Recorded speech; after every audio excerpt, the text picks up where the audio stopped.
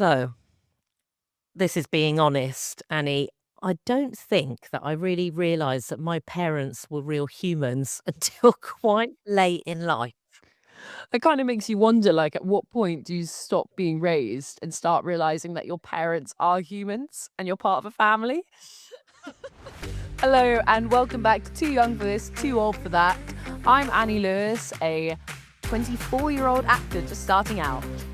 And I'm Angie Gopal. I'm 53 and an osteopath.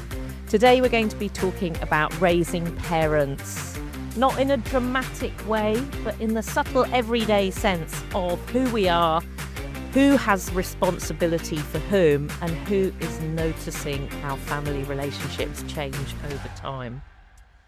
So, let's dive in. So it does raise the question of when do you realize you're being parented? You know, not just in childhood, but long after through values, expectations. Often you only notice this once you, I suppose, start pushing back in your teens. But for me, I think it really has. It's been a question that I've thought about. What do you think of that, Angie? Like, when do you realize you're being parented? I guess you know, even when you're at a young age, you know that you've got a mum and dad, you know that the structure is in place around you that looks after you, I guess. Yeah. And then it changes over time, right? So it goes from being benevolent, and then when you're in your teenage years, maybe there's a little more friction Yep. there. And then as you get older, things change again. So that relationship with parents is forever moving and always changing. It's super interesting for me, I suppose, this episode. Like, obviously, I'm a teacher and I work a lot in education, and I see how different kids and their relationship with their parents, it's so impactful from an early age. Like, from that very, very young age, how they, I mean, kids, they talk about everything. So you hear about their different relationships and their different dynamics. And it's just, I find it fascinating. And it has made me kind of ponder. I'm like, oh my gosh, even just those early years, it's so influential. And then, like you say, you go through your teens and you're kind of aware you're being parented, there's more friction. And then it's like you come into what I found coming into my 20s, and your parents almost become like not your equals necessarily, but particularly since leaving uni, I feel like we're just a lot. It's a lot more leveled out. Like, I talk to them about general life, and it's almost like we give each other advice now. I don't know whether you felt the same in terms of like your relationship with your parents, or indeed being a parent yourself, Angie.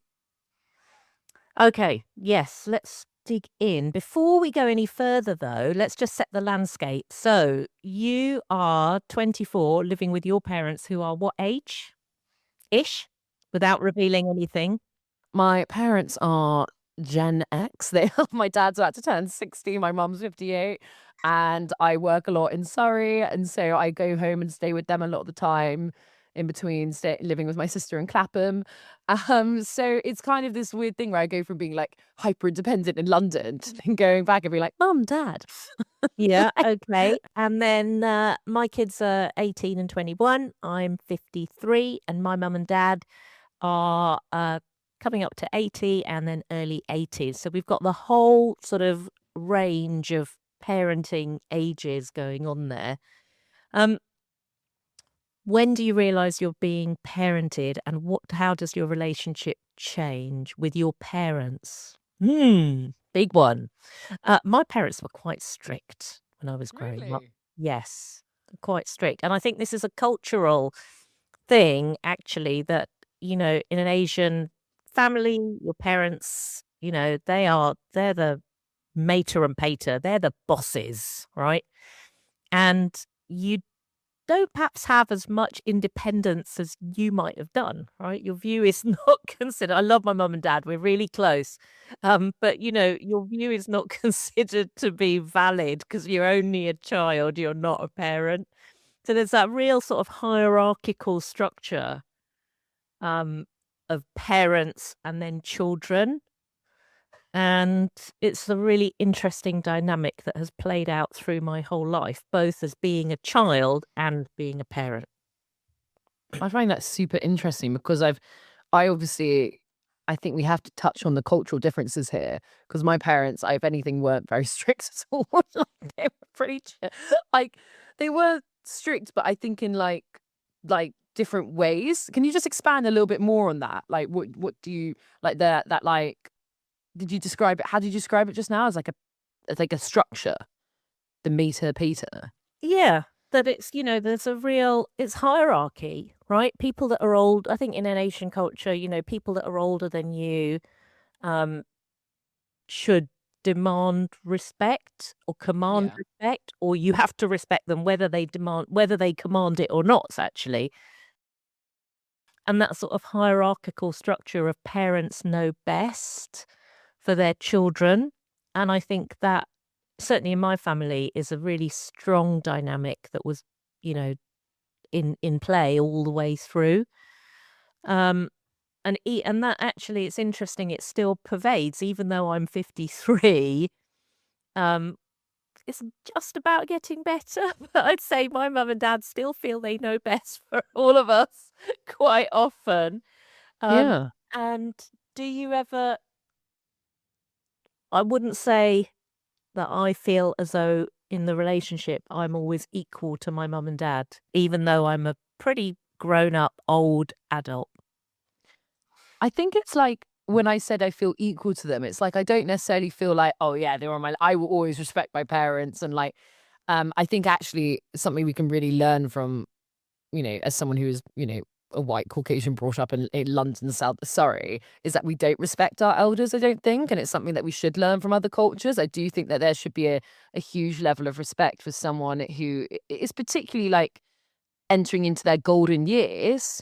There should be a huge level of respect there. Like, if anything, I think grandparents almost garner more respect or should garner more respect in a sense. So I think that's something that we should when we should look after them. Like you think we talk a lot like like in the media about like for example like Italian cultures, the idea that you look after your older family members, and it's like well yeah, as we should, like as we should. I think with I'm very much, I was talking to my parents the other day about this. I will always seek for their validation and like their approval and like what do you think? Do you think this is a good idea? Like, do you agree? Do you think this is good? Do you think I've done the right thing here? Like, I will always, even at 24, still ask for that because I feel like I trust their opinion a lot. And I know that actually for my parents, they're the people who are like purely looking out for me. Even if I'm then like, actually, I don't agree with that. I think that was the wrong advice. But like, I will always seek it. Ah, so that was going to be my question. Do you always follow their advice? I think not necessarily, but a lot of the time, yes. I think it depends, like, as well. Like, you know, we're quite good in my family about having open conversations and like talking quite freely. So if I'm talking to them, I'm like, oh, I actually don't think that's the right route. They'll be like, okay, well, why do you not think that? And then I'll explain my side and they might change their mind and go, yeah, no, you're right. I think we're quite good at having free dialogue, if that Yep. makes sense. So it's not necessarily like oh my God, you didn't follow my advice here. There's usually like, we have that open conversation. Do you feel like Angie yourself is like being a parent and having parents, has that almost changed your dynamic with how you view your parents? When it's like, what is it? What did I hear the other day? Your children are your lesson or something like that. I heard that on the news the other day. And then you go, oh my gosh, mum, dad, like I should have, I've, Your children are definitely your lesson. That is definitely a truth. Yeah, without a doubt. I don't think you realize what being a parent is and what it means until you are a parent. Yeah. It sounds really trite, but No, but until, I think it must be true.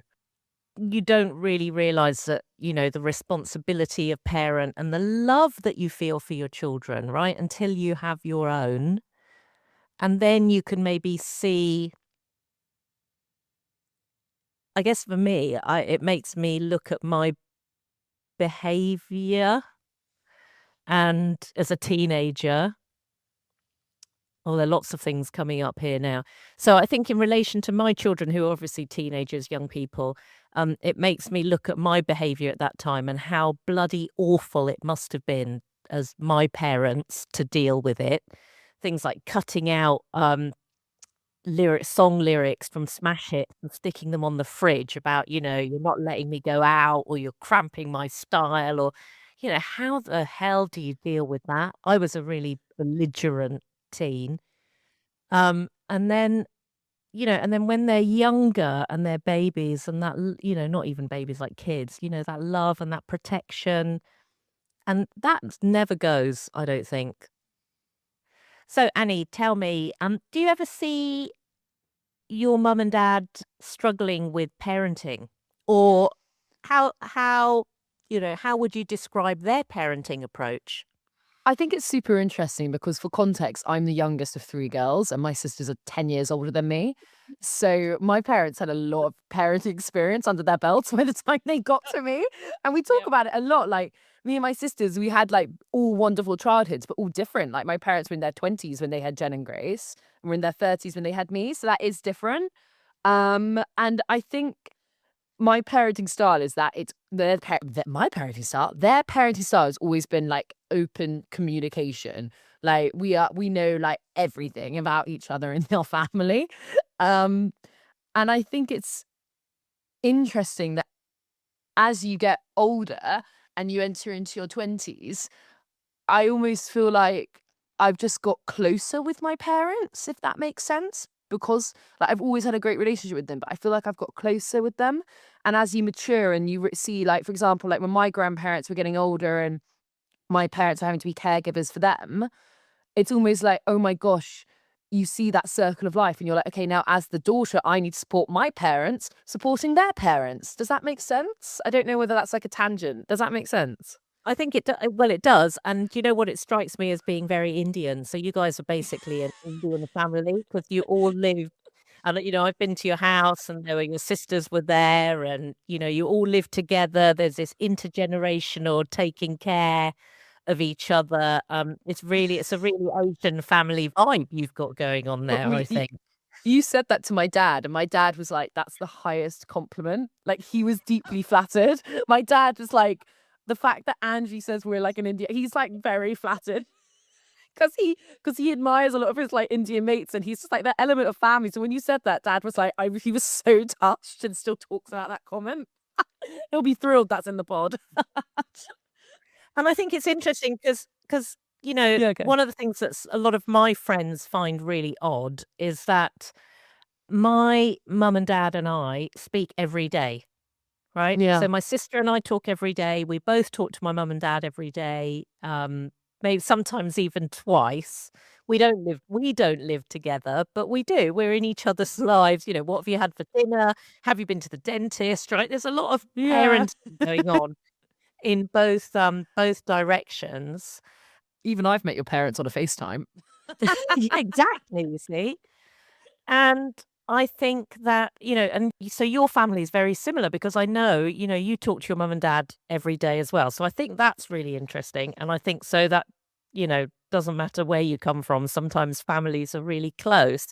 And I think both of us would recognize that we're really lucky um, to, have those relationships with our parents and also to have our parents here, right? Because it's not something to be taken for granted, I think. So that sort of gratitude of having those people and, close to you and enjoying their love, however it comes, even though sometimes it can be a bit spiky, I think is important. Yeah, because I think something just to like that we both should touch on before we go further with the episode is we're obviously Angie and I are talking about parents in terms of like a mum and a dad, but obviously like parenting can take many different forms in terms of guardians or chosen parents, chosen family. Families can be made in any sense now. So obviously we're talking about this from our experience, but that doesn't lessen or diminish the fact that we know that parenting can take many different shapes in many different wonderful ways. Yeah, So, just absolutely. chucking, and also not everyone is, has their parents. So like you say, we're talking from a really privileged perspective here of 2 people who still have our parents with us. Yeah. So yeah. And tell me, do you see your parents as humans, as individual humans in their own right, or are they just your mum and dad? And this is a question that's coming up for me a lot in relation to my children, and do they see me, sorry boys, as a a, a human, or am I just mum? I've had to check myself on this a lot recently, actually.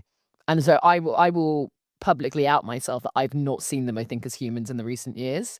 And like, I feel like it's only now that I'm beginning to be like, oh my gosh, my parents are humans. I don't know whether it's turning 24 and being the same age that my mum and dad were when they started having kids. And I'm like, yeah, that's a mind blowing situation for me. Like, and then I'm so unhinged, like, where's my husband? Like, like, like, you know, but I've completely been like, oh my gosh, my parents had children at this age. And it's made me realize they had a whole life before I was here. That's blown my mind. And then the other day, literally last week, my dad said, I'm talking about photography because we did a photo shoot, Angie and I. I said, God, photography is amazing. Like, how do they do this with the light? And dad went, yeah, it's a really technical thing. Like, when I was a teenager, I thought I might want to be a photographer for a minute. And I literally like thought about it for like an hour afterwards, and it made me like weirdly emotional because I would never have thought that my dad was like a teenager playing around with photography. And I was like, God, you're a human. Because you're just like, to me, like my parents are my best friends, but I've never really thought about my dad as a teenager playing around with photography. And it just, yeah. So it's something I need to check myself on, but I hope I get better at. But I will out myself and say that I love my parents, and I think I'm actually terrible at viewing them as like their own individual people. How do you? Are you okay, Anne? I mean, my dad for the last few years has been writing his memoirs, and so he releases a chapter to us at a time every now and then. And so it's really interesting, literally seeing how your parent grew up and all those experiences, right? So he's 80, in his early 80s or mid 80s. You think about, like you say, you think about all those years before I came along and before I was sentient. So I don't know, probably like, 40 years worth. And I think of all my experiences in 40 years, and then to think that they have a whole lifetime of experiences in 40 years is mind blowing, right? Yeah, it does float. And also, how just touching on that, how special is that to like get a chapter release? Because some people's memoirs, like you just kind of read them on one go. But that's really quite a beautiful thing. That's really touched me. That's beautiful. That's Oh, well, beautiful. maybe we can ask him to write them a bit quicker because we're still not at the point that I got married yet. So He's got a lot to say. he really does have a lot to say. He really does have a lot to say. I think one example that I remember though of not seeing your parent as a human being in their own right will always stick with me. And I don't think I've ever said this to my dad, so maybe you might have to listen here. So my dad's a particle physicist, right? Lots of research. When I was growing up, though, they weren't the coolest people, physicists. They're cool now, right? Yeah, Being a they are cool physicist is now. pretty damn cool, right? But in those days, they all wore, jackets with patches on the elbow and socks with sandals before it was trendy. It was like the eggiest thing. Everyone had a beard that used to come round, um, thick glasses. And I remember my dad coming home one day from work, and we always had dinner at 6 o'clock. We were all sitting together, and he was so excited. And he came in and he sat down and he went, "Oh my God, we found the evidence for the gluon." I might be making up what he actually said, but basically there was a particle that hadn't been seen before or whatever, and they'd found whatever they'd found, right? I can't even, I don't ask me about physics. This is embarrassing.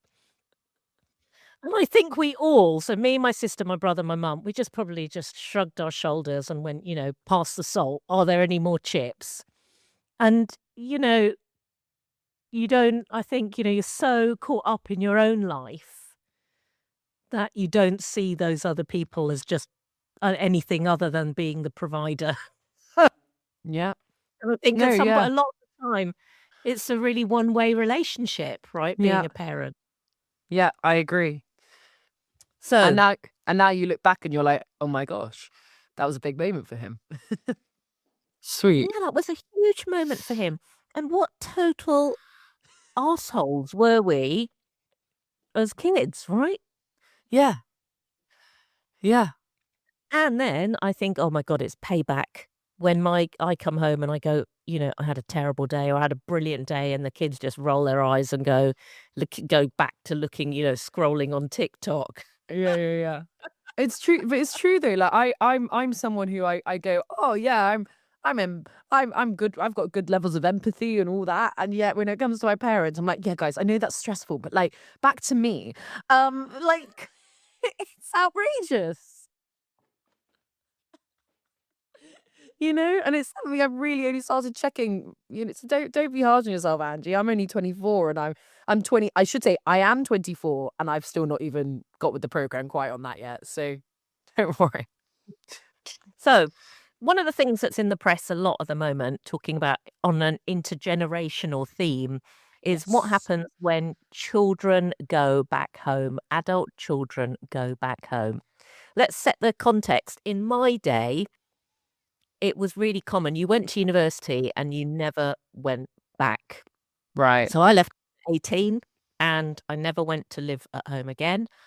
Pretty similar for my brother and sister. Maybe they went back for a little while. My ex, we just went and we stayed away. Whereas my street is full of grown-ups with their grown-up children Yeah. living back with them. And as you've said, sometimes you go back and live at home as well. Tell me about that. Yeah. Well, I live a 50-50 life effectively. So I'm 50% of my time in Clapham with my sister. And then I teach a lot in Surrey. So I come home and I'm recording this from Surrey because there's simply more space. And so I'm at home as well 50% of the time with my parents. And I watched a debate about this actually on this morning where it got really heated about the idea of grown children coming home, like Angie said. I think particularly, I know we always go, oh, we talk about COVID, but particularly post-COVID, that has changed things a lot because people moved home to care or look after or because of space. I also think it's really expensive. Life's a lot of money. And I have a lot of friends and we live near London, and it just makes no financial sense in early 20s to spend huge amounts of money on rent when they are like a 20-minute train from London. So then they're actually doing the sensible thing and saving so they can hopefully buy, but then they're viewed as, oh, you're not mature or progressing because you're still living at home. You feel like, oh my gosh, I can't win. But then if they move out, people go, oh, burning money on rent, aren't you? So it's like, I honestly, it's a minefield. I feel like you can't win at the moment. What's your thoughts, Angie?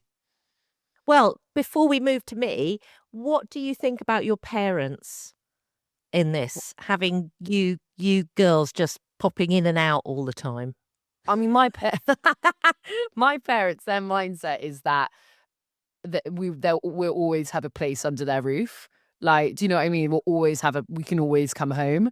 And indeed, like, like I remember my sister was in between jobs at one point, like only a couple of years ago before she just had kids. And so she went home for the summer and it was during the COVID summer and it was me, her now husband, like all the house. They're like, you always have a place home with us. And I've always, that's all. You are an Indian Yeah, family, we basically. are. You are And an also, Indian family.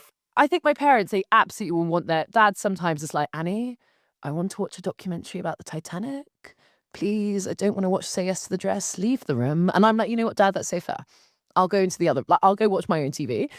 But overall, I think actually my parents like the idea of staying kind of young and having that connection with us and all of that. I don't think they'd want to see me there like forever there. I think they will be like, please do leave at some point. Don't you think What there are times even now when they feel that they might want their own space? Oh, 100%. My mum can't, like, leave the house without me being like, "Oh, can you just, like, pick me up like a little coffee and a little pastry and a little sweet treat?" So yes, of course. And I yeah. Stop that. Angie, what about you? What's your thoughts on this? I think it's really tricky.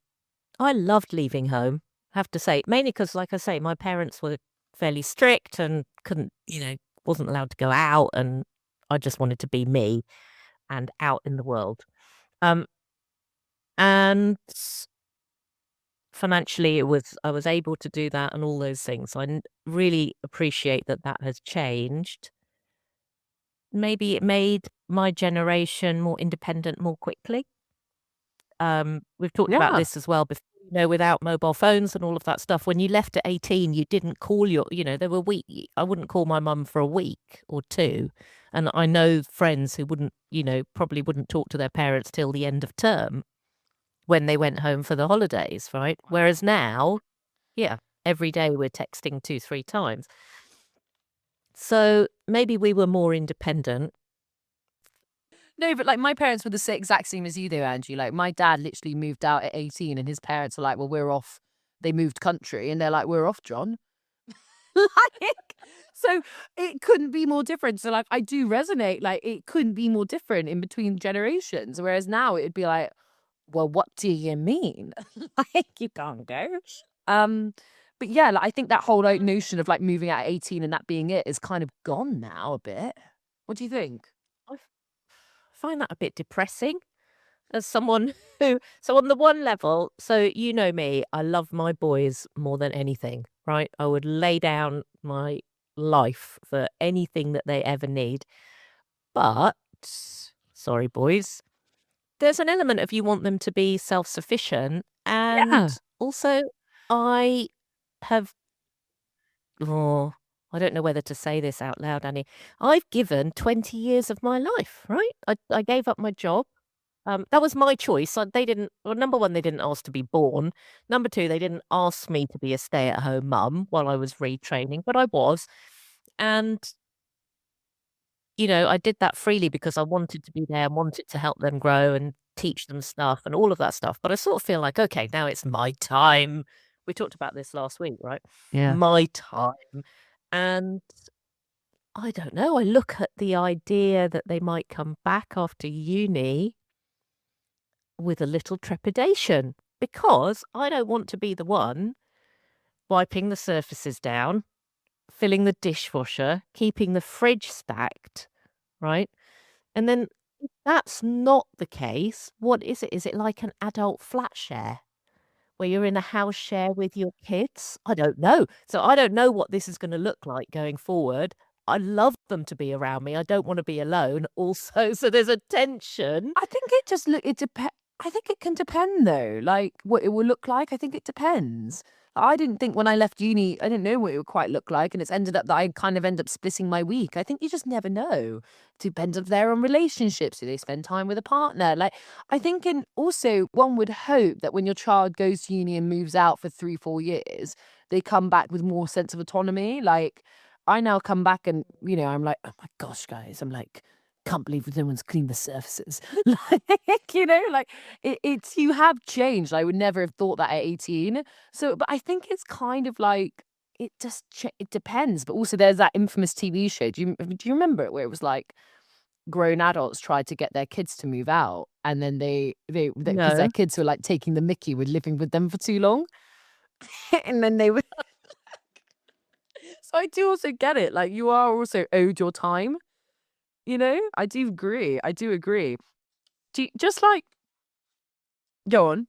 And then there's one more thing about that, and I think this is because I come from the background where we are always in each other's business and mum knows best, right? Basically, I come from a matriarchal family, having spoken about my dad, and mum definitely knows best. And Yeah. I would say I know best, right? And I've been proven a million trillion times. Boys, I want the comments in at the bottom of this episode to say, yes, mum is always right.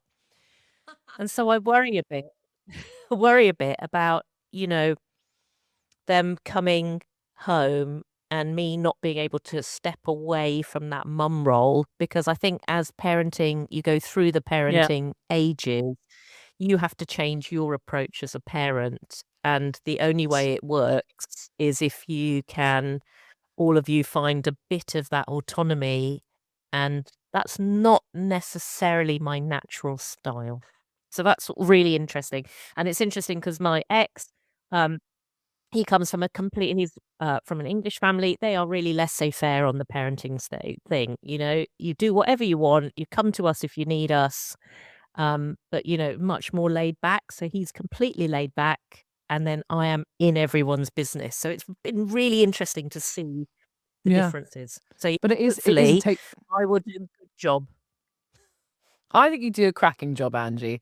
And it's interesting you touched on that cultural collision, between the laissez-faire and like being in each other's pockets. I think it's because I think we could always take a bit of both, you know?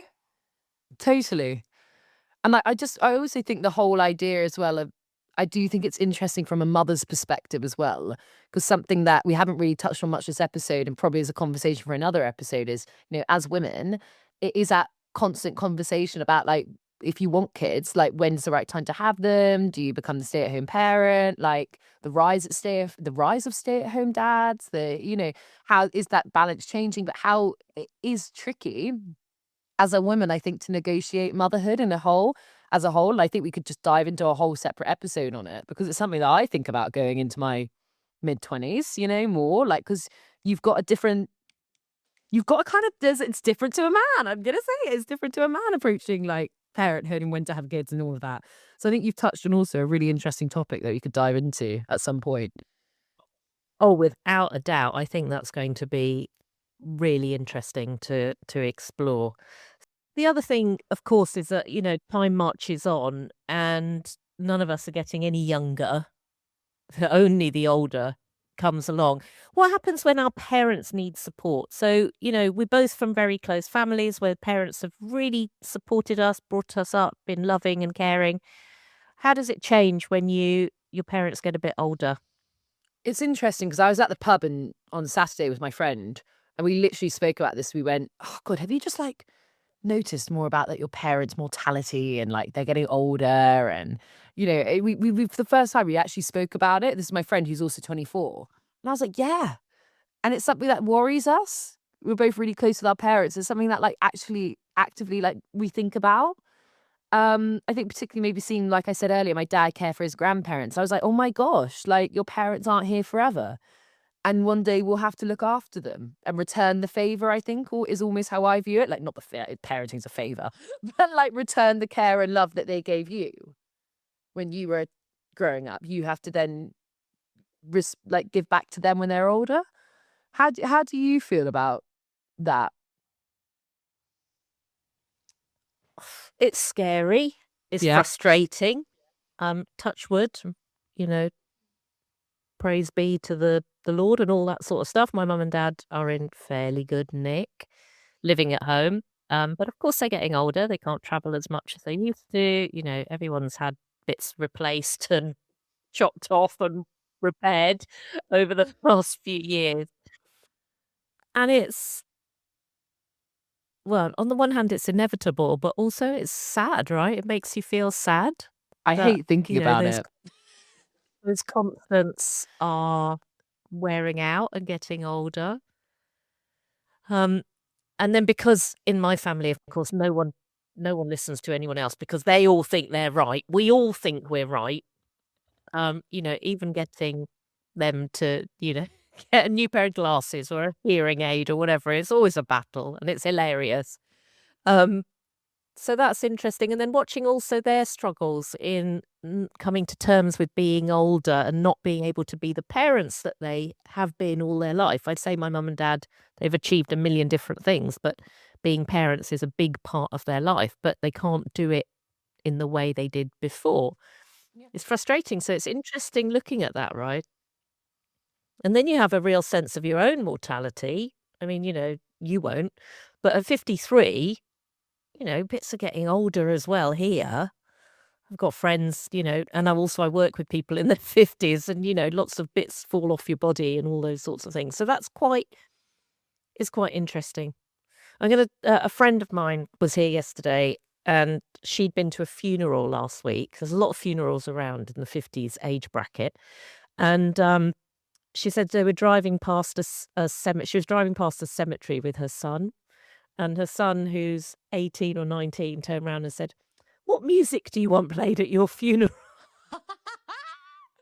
Oh my God. Oh my gosh. And she said, and we had a really interesting conversation because, yeah, do you want your kids to think about your passing? I don't know. What do you think? It's a I'm horrible terrible at even it. discussion to have, hasn't it? It's a horrible discussion. I won't talk about it. I can't do it. I can't even address it. It's like my biggest fear. I literally like dad's turning 60 this year and he's like, I want a big 60th. And I'm almost like, no, because I don't want you to turn 60. Which is like messed up. Obviously he's gonna have a great, like he'll have a party, of course. But like I'm literally like, I don't want to address it. Like, I 60 is still young though, Annie. I 60 is know, still but I young. don't like it because I'm next to 70. I don't like it, Anne. I feel like I stopped counting my mum's age after 41 when I was like when I was like 6. I was like, yeah, I'll just stop there. But yeah, it's a horrible conversation. It's literally like the worst. Like even, I think even there'll always be your parents. I think what you're touching on is that no matter how old you get, there'll always be your parents. You know, and it's like Yeah. it's a even going into my 20s, we're now at the age where like it's like some parents, everyone's got parents who are older, some parents aren't well, some parents are, some people don't have their parents, and so you kind of go, oh my gosh, there's like a bit of a difference. Whereas when you're at school, you're kind of naive to it all. You're kind of I think there's a childhood ignorance. So I think it definitely like it does change with generations as you get into adulthood. 100%.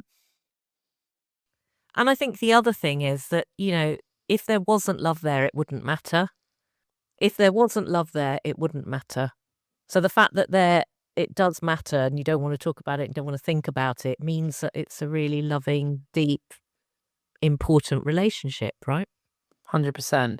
It's like Andrew Garfield said because he lost his mother. He said in an interview, and it's kind of become a global sort of phrase, that he said, I don't mind talking about it or something like that because grief is the price you pay for love. And that it's like, I think that's really hit home with a lot of people because it's like, yeah, it's that. It's just, I have all this love and I don't know what to do with it. So yeah, 100%. 100%. Yeah, and then, yeah. The Spider-Man, Andrew Garfield. Yeah, isn't he gorge? No. What? Middle He's so Spider-Man. Oh, I love typically, him. he's so typically your type. Yeah, like my type to a T. Bumbling brunette British man. Send out the requests. Andrew, if And I you're can't listening. believe that you went from my deep and meaningful to a Spider-Man quote. I 100% guarantee people resonated with that. And she's just like, what, Annie?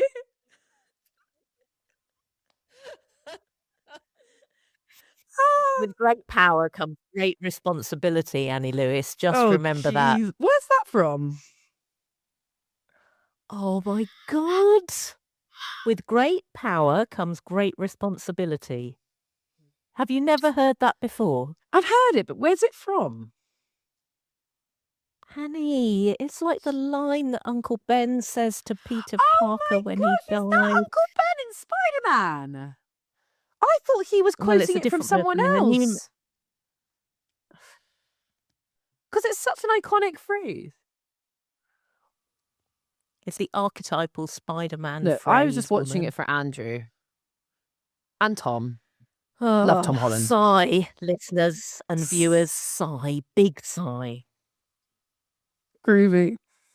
So today, I think, has been a surprisingly very deep conversation about parenthood. I don't think either of us were expecting it to be so emotional. Today it's really got me in the feels, and I think it's resonated certainly with me a lot, and I feel like the same with Angie. And it's brought up a lot of conversations. It's made us look at, what a family is, when children leave home, different styles of parenting, what it means to be a parent and look after your parents in the later years. How do you feel about it, Angie? All wrapped up in love, emotion, and a healthy dollop of frustration, I'd say, and irritation as well. But that's what families are for, right? Yeah. So that leads us on to our too young for this, too old for that moment. Annie Lewis, what have you felt this week? So I was never beating the cliches in the King's Road, going to an antiques fair for my friends because my friend's dad had a stall, and outside the Chelsea City Hall or whatever it is. Was it City Hall? Yeah, no, that's American. Anyway, there was The this town old. hall. That's it. There was this old man in like quite a beat up, but estate car, booming music, blasting, and it was Taylor Swift's Opalite. And it was like, that's all right. I was dancing till the night is. And it was just like, I was like, you're never too old. And it put, honestly, the whole King's Road was like beaming and bopping along. And this old man had no clue that he'd put a smile on about, honestly, maybe 30 different people's faces. It really brightened up everyone's Sunday. Props to him then, rocking as a youngster. Angie, your too young or too old moment? My too young. Oh, I bought a pair of wicked red trousers with a pink stripe down the side, and I They're don't really care. cool. I'm They're really cool. gonna wear them everywhere, and I can't wait. So I'm feeling young. You'd be a Sloan, wouldn't you, or a Yuppie? A Oh, do you know Sloan. Do you what? remember those? We're gonna have to go back A to those. Sloane Ranger. Check out our short episode that's coming up, everyone, because we're gonna be going back to some 80s and 90s trends on We're that. very excited to be introducing a 10-minute fun topic a week, or maybe it's serious, but it's just something we can dip into for 10 minutes a week. And this week we're looking at nostalgia trends. So be sure to check that out as well. Okay, let's wrap up. So, whether you are watching your parents age, raising children of your own, returning home, or figuring out what all of it means, family is a moving thing. So, we hope yours is filled with a dollop of love as well. And whether you're too young, too old, or somewhere in between, you belong in this conversation. So, we'd love to hear from you. Tell us what you think about Tell us what you've learned about parenting. Be sure to follow us on Instagram at tooyoung.tooOld. Check out our website and follow us on TikTok at tooyoung.tooOld. And drop us a DM if you have any topic suggestions, or if you would like to reach out and be a guest, let us know, get in contact. We'd love to hear from you. Bye. Bye.